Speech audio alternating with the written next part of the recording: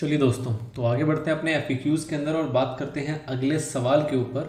Next question है, can a subscriber obtain use more than 1 PRAN? क्या ऐसा possible है कि वो एक से ज़्यादा ले सकता है या यूज़ कर सकता है? तो फर्स्ट ऑफ ऑल तो इट इज़ नॉट परमिटेड, वो ले ही नहीं सकता है एक से ज़्यादा PRAN।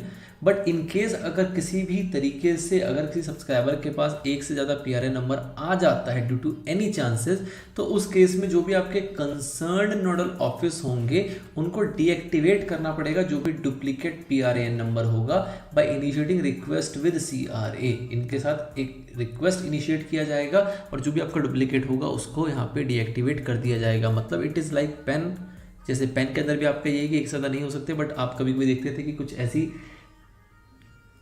दिक्कतें हो गई या कुछ ऐसी चीज़ हो गई जिसमें इंसान को पुराना पेन नहीं मिल रहा था, या कुछ लोग पुराना पेन बना के भूल गए थे, उन्होंने दूसरा पेन फिर से बनवा लिया, गलती से गवर्नमेंट डाटाबेस में भी कुछ दिक्कत हुई और दोबारा पेन इशू हो गया, तो उसमें भी सेम रूल एप्लीकेबल होता है कि आपको अपना डुप्लीकेट पेन सरेंडर करना पड़ता है, डीएक्टिवेट करना पड़ता है, और आप इन एक्चुअल एक ही पेन रख सकते हैं। तो इन अ सेम मैनर आप यहाँ पे PRAN नंबर भी एक ही रख सकते हैं, एक से ज़्यादा नहीं रख सकते।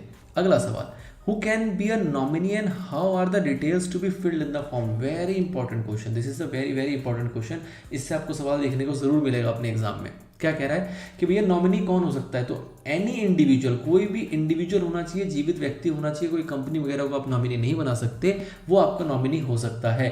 और क्या कितने नॉमिनी हो सकते हैं? तो दिस इज द यूनिक, जिससे कि आपको सवाल एग्जाम में पूछा जाएगा कि जनरली आपने देखा नॉमिनी एक लोगों को बनाया जाता है, बट जो आपका एनपीएस है उसके अंदर आपको फैसिलिटेट किया गया और कहा गया है कि आप मैक्सिमम 3 नॉमिनीज यहाँ पे बना सकते हो। मतलब क्या हुआ कि जब आप नॉमिनी बनाएंगे तो सपोज आप 2 बनाते हैं, तो आप चाहें तो एक को 60% का नॉमिनी बना सकते हैं, एक को 40% का बना सकते हैं। अगर आप 3 बनाते हो, सपोज एक को 30 का बनाया, दूसरे को आपने 30 का बनाया, तीसरे को आप 40% का आप नॉमिनी बना सकते हो। द थिंग इज कि आप 3 नॉमिनी मैक्सिमम बना सकते हो और जिस तरीके से एलोकेट करना चाहो उसके परसेंटेज को आप एलोकेट कर सकते हो। ये जो परसेंटेज आपके एलोकेट होंगे ये कभी भी डेसिमल में नहीं होगा। ऐसा नहीं हो सकता कि 16.5 इसको कर दिया और 39.5 इसको कर दिया, नहीं, ऐसा पॉसिबल नहीं है, ऐसा एक्सेप्ट नहीं किया जाएगा आपके नॉमिनेशंस को। और कभी भी जितने भी आप ब्रेकअप करोगे 2, 3 या फिर अगर एक रहता तो कोई बात ही नहीं है, वो 100% ही होगा।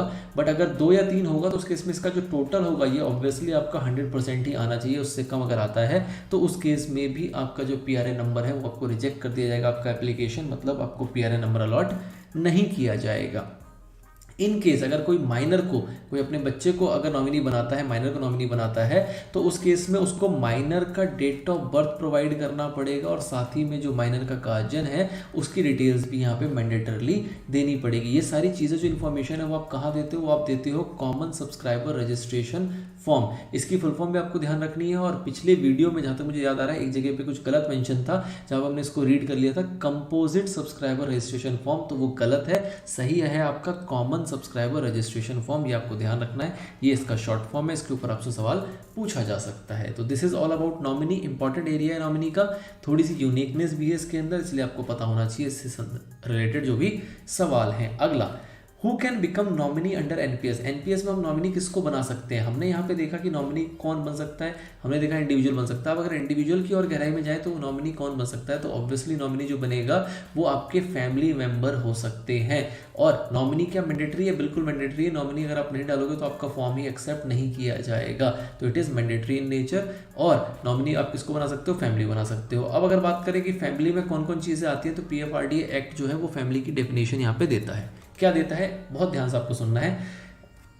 सब्सक्राइबर आपके 2 ही कैटेगरी के होंगे, या तो मेल सब्सक्राइबर होगा या फिर फीमेल सब्सक्राइबर होंगे। अगर मेल सब्सक्राइबर है तो उसके केस में नॉमिनी कौन कौन हो सकता है? लीगली वेडेड वाइफ हो सकती है, उनके बच्चे हो सकते हैं, मैरिड हो चाहे अनमैरिड हो फर्क नहीं पड़ता, डिपेंडेंट पेरेंट्स हो सकते हैं, और deceased sons, widow and children, मतलब कि उनके पुत्र की अगर कोई मृत्यु हो रखी है तो उनकी वाइफ और उनके बच्चे जो होंगे उसको भी आप यहाँ पे नॉमिनी बना सकते हो। सेम चलेगा आपका फीमेल के केस में भी, लेकिन यहाँ पे कुछ एक एक्स्ट्रा हो जाएगा, that is what, her husband's dependent parents. तो आपको इस तरीके से इसको ध्यान रखना है। बाकी सारी चीज़ें सेम है कि अगर उस फीमेल का जो भी हस्बैंड है, जो स्पाउस है, उसके अगर कोई डिपेंडेंट पेरेंट्स हैं तो वो इसको भी यहाँ पे चाहे तो नॉमिनी बना सकती है। तो this is the difference between mail subscriber and female subscriber. तो इस तरीके से आपको इसको याद रखना है एग्जाम पॉइंट ऑफ व्यू के लिए। अगला सवाल, what is non IRA PRANs and what are the advantages and benefits of benefits of IRA compliance. अब आईआरए बेसिकली है क्या? तो आईआरए बेसिकली क्या होता है कि जो भी आपके इंडिविजुअल्स हैं उनका एक रिटायरमेंट अकाउंट है जिसको हम कहते हैं आईआरए, इंडिविजुअल्स रिटायरमेंट अकाउंट। तो अगर कोई ऐसा है जो कि जिसके पास आईआरए नहीं है, मतलब इसका कंप्लायंट नहीं है, तो क्या उसका प्लान हो सकता है? हाँ जी, उसका प्लान हो सकता है। कैसे हो सकता है? तो उसका प्लान बेसिकली अगर सेंट्रल गवर्नमेंट ने अगर खुद रिक्वेस्ट किया हो कि भैया इनको PRAN दे दिया जाए और इनका ये आईआरए कंप्लायंस जो है वो भविष्य में करा लिया जाएगा, तो उस केस में उसको PRAN नंबर इशू किया जा सकता है। मतलब क्या हुआ कि उसने जो पर्सनल डाटा है जो कि कॉमन सब्सक्राइबर रजिस्ट्रेशन फॉर्म के अंदर देना होता है वो उसने अभी नहीं दिया है, और तब भी उसको क्या मिल गया? PRAN नंबर मिल गया। ऐसा क्यों हुआ? ऐसा गवर्नमेंट के कहने पर हुआ। गवर्नमेंट ने किसी भी रीजन से रिक्वेस्ट किया कि भैया इसको दे दो, तो उसको अलॉट कर दिया गया PFRD के द्वारा। तो this is as simple as that. But अब इसमें कहा जा रहा है कि इसके पास IRA कंप्लायंट नहीं है, मतलब इसको प्लान तो मिल गया लेकिन इसने अपना जो इंडिविजुअल रिटायरमेंट अकाउंट का कंप्लायंस करवाना होता है, जो भी डिटेल्स वगैरह प्रोवाइड करनी होती है, जो भी फॉर्म वगैरह फिल करके देना होता है, वो सारी चीज़ें इसने नहीं करी है। जो नॉमिनी वगैरह देनी होती है वो सारी चीज़ नहीं करी हैं। तो ऐसे लोगों को कहते हैं हम नॉन IRA प्लान्स। ठीक है सर। अब अगर कोई IRA प्लान्स होता है, मतलब कि IRA अगर किसी ने कंप्लायंस किया हुआ है, मतलब अपना इंडिविजुअल रिटायरमेंट अकाउंट अगर किसी ने खुलवाया हुआ है प्रॉपर वे में, जो हमारा ये CSRF फॉर्म है इसको फिल करते हुए, तो उसके क्या फ़ायदे हैं? मतलब कोई क्यों करवाए ये वाला चीज़ें? तो इसके एडवांटेजेस और बेनिफिट्स भी इसमें साथ में पूछे गए हैं, उसको देखते हैं हम फटाफट से कि किसके क्या एडवांटेजेस और बेनिफिट्स हैं। नंबर 1 कि जो प्लान है वो जितने भी आपके IRA कंप्लायंट सब्सक्राइबर होते हैं उनको इशू किया जाता है। वो अलग बात है कि गवर्नमेंट के रिक्वेस्ट पे हमने कर दिया, अदरवाइज ये सिर्फ और सिर्फ किसको दिया जाता है? जो भी IRA कंप्लायंट होते हैं उन्हीं को दिया जाता है। सब्सक्राइबर्स जो हैं वो अपना अकाउंट का बैलेंस चेक कर पाएंगे अगर उन्होंने अपना IRA कंप्लायंस करा रखा होगा, तो यूजिंग IPIN, अपना IPIN यूज़ करते हुए अपने अकाउंट का बैलेंस चेक कर सकते हैं। कोई कंप्लेन लॉन्च करनी है तो वो भी वो कर सकते हैं IPIN यूज़ करते हुए। अगर CRA की टोल फ्री हेल्पलाइंस में बात करनी है, कुछ उसमें ग्रीवेंसेस को रिजॉल्व करवाना है, कुछ जानकारी लेनी है, तो वो भी किया जा सकता है TPIN के जरिए। No proof of identity and address proof is required during activation of Tier 2 account. मतलब क्या हुआ कि Tier 1 अकाउंट किसी ने खुलवाया और उस टाइम पे उसने अपना IRA कंप्लायंस जो है वो करवा लिया, तो उस केस में उसको Tier 2 अकाउंट खुलवाते वक्त कोई भी आइडेंटिटी या एड्रेस प्रूफ देने की आवश्यकता नहीं है। Tier 2 अकाउंट उसके Tier 1 अकाउंट के बेसिस पे ही ओपन कर दिया जाएगा। और साथ ही में कई सारी वैल्यू एडेड सर्विसेज मिलती हैं, जैसे कि ऑनलाइन ईमेल अलर्ट्स आएंगे आपके पास, SMS अलर्ट्स आएंगे, जब भी आपके अकाउंट में पैसे डलेंगे निकलेंगे, जो भी चीज़ में उसमें हरकतें होंगी उन सब के आपके अलर्ट्स आपको प्रोवाइड किए जाएंगे। तो these are the facilities benefit जो कि IRA कंप्लायंस के बाद ही मिलती हैं। What one should do if there are changes in PRAN data? अगर कोई चेंजेस है तो उसके इसमें क्या करें? कोई दिक्कत नहीं है जी। 2 तरीके हैं, या तो फॉर्म भर के वो सेंटर पे जाके जमा कर दे कि ये चेंजेस है, उसको वो चेंजेस कर दिए जाएंगे। और अगर वो चाहता है कि नहीं जी किसी सेंटर वेंटर पे नहीं जाना, तो वो ऑनलाइन भी इसको कर सकता है। NPS का मोबाइल एप्लीकेशन आता है, वो डाउनलोड करे, उसमें लॉगिन करे और उसके जरिए वो अपनी पर्सनल इन्फॉर्मेशन में जो है वो चेंजेस कर सकता है। जो ये NPS का मोबाइल एप्लीकेशन है ये अवेलेबल है आपके गूगल प्ले स्टोर पे भी, और साथ ही में जो एप्पल स्टोर है वहाँ पे भी ये ईजिली अवेलेबल है। आप डाउनलोड करके इसको यूज कर सकते हैं। Now, what are the roles of Principal Accounts Officer for Central Government and Directorate of Treasury and Accounts for State Government under NPS? तो बेसिकली इनके क्या रोल्स हैं इसकी बात की जा रही है। तो ये लोग PFRDA के सपोर्टिंग हैंड की तरह काम करते हैं। इसका मतलब क्या हुआ कि अगर सेंट्रल गवर्नमेंट की बात करें तो सेंट्रल गवर्नमेंट के कर्मचारी या उससे रिलेटेड कोई भी डेवलपमेंट, कोई भी मॉनिटरिंग एक्टिविटीज रिलेटेड कोई भी दिक्कतें होंगी तो वो हमारे प्रिंसिपल अकाउंट्स ऑफिसर जो होंगे वो देखते हैं।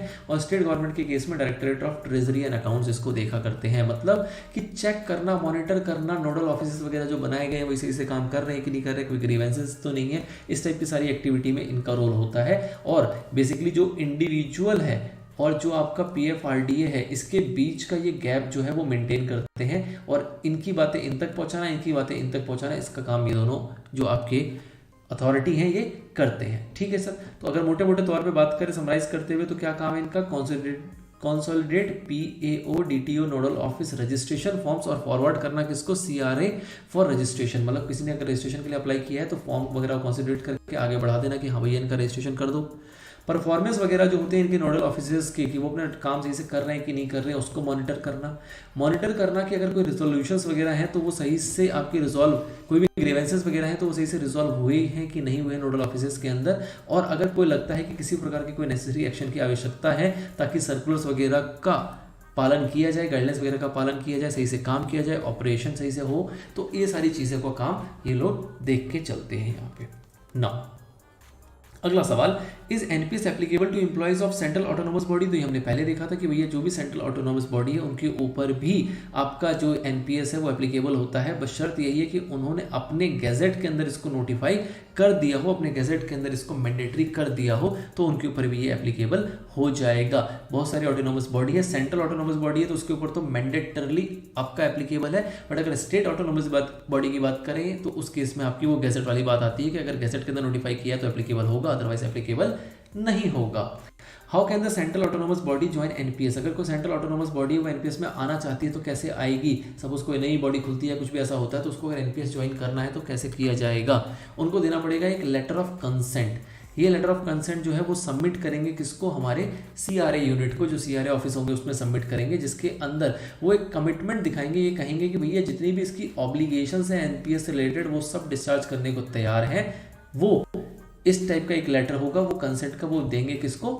पीएफआरडीए को। और किसके थ्रू आएगा? ये थ्रू आएगा फाइनेंशियल एडवाइजर्स, जो भी उस मिनिस्ट्री या डिपार्टमेंट के फाइनेंशियल एडवाइजर होंगे उनके थ्रू ये भेजा जाएगा पीएफआरडीए को, और पीएफआरडीए उनके ऊपर भी इसको एप्लीकेबल कर देगी, उसको इसके अंदर रजिस्टर कर देगी उस सेंट्रल ऑटोनोमस बॉडी।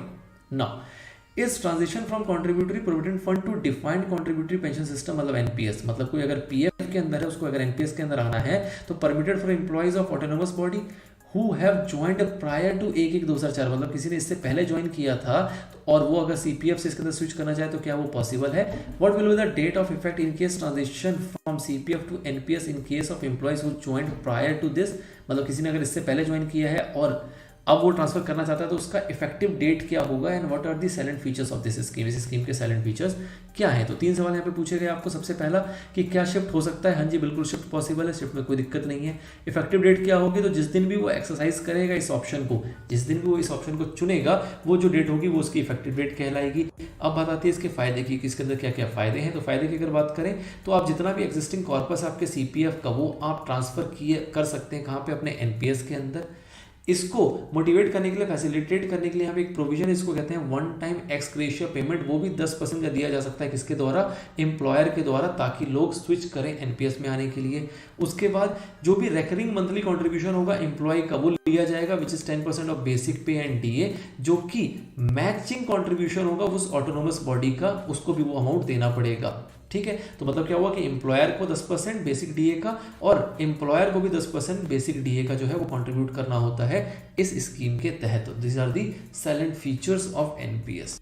ठीक है सर, अगला सवाल, is NPS applicable to employees of state autonomous body? तो जैसा हमने देखा सेंट्रल के लिए तो मैंडेटरली एप्लीकेबल है। स्टेट की अगर बात करें तो भैया अगर उनके गैजेट के अंदर नोटिफाई कर दिया गया उसकी स्टेट गवर्नमेंट ने तो वो मैंडेटरी हो जाएगा, अदरवाइज वो मैंडेटरी नहीं है।